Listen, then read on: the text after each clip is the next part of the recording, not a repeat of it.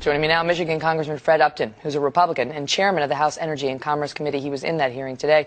Mr. Chairman, good to see you. And so I want to zero in on that one point that we heard in the middle of that exchange about Kathleen Sebelius maintaining that these new services, contraception coverage and so on, are free, that they are free to the consumer. The point the Congressman seemed to be raising, we didn't get all the soundbite in there, was that there's been an admission by some state administrators that the price for that has been built into the premiums, some of which are raised, are higher than they were. Look, we know that nothing is free, right? And we are hearing from each of us, each member of Congress, I got to believe, across the country, certainly I am, we're hearing from hundreds and hundreds of our constituents who are being forced out of their plan. In fact, the statistics are pretty clear that we've got more people that are being told that they've lost their plan than are able to sign up for this new president's health care bill. And for those that are now signed up or newly enrolled, many of them are finding that their premium is skyrocketing. She refused to admit that. She would not admit that premiums are going up. And the architects of this law maintain that while your premium may go higher, the subsidies are going to make it lower. No. In fact, the premiums are going higher. For so many people, the deductibles are going up in the thousands of dollars as well. People are not able to keep the health care plan that they want. We know that all these individual plans, for me in Michigan, we've got almost 250,000 Michiganders are losing their individual health care plan.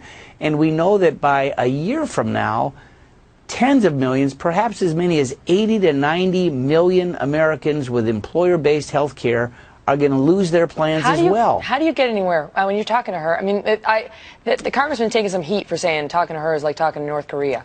But when she refuses to acknowledge that there is no such thing as a free lunch, is that free contraception coverage? It's not free. No, you know what almost happens with all these hearings? We only could have her for 2 hours today, so shortly after noon she had to leave. We almost have more questions from her appearance than we had time to ask, and some members weren't able to ask any questions at all. Well, what about this? This was just a subcommittee. What about this? Because she came out and said today that she believes strongly in the need for accountability. So today she's announcing that she's going to ask the Inspector General to review the development of healthcare.gov. I mean, I ask you, Mr. Chairman, shouldn't she already know the answer to that? She is the Health and Human Services Secretary.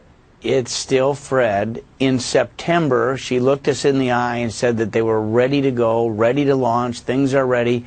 I wanted to say on September 30th, she said the goal for success would be 7 million enrollees by the end of March. So here we are in mid-December. We're learning that it's about 350,000. And in fact, but that isn't complete because until people are paid, or have actually paid their premium, right, there's nobody on board. And they're not going to know those numbers until the end of the month. So what happens on January 4th, February 15th? Someone goes to the ER, someone goes to the doctor like you just talked to, and they think that they may be enrolled. Who knows if they've paid or not? They've expanded Medicaid in the, more than 100,000 enrollees that were not expected. They're forcing these folks onto the states. The states don't know if they're eligible or not. I mean, this is one giant mess. Wow. Well, we'll look forward to that Inspector General report. Mr. Chairman, Fred, thank you for being here.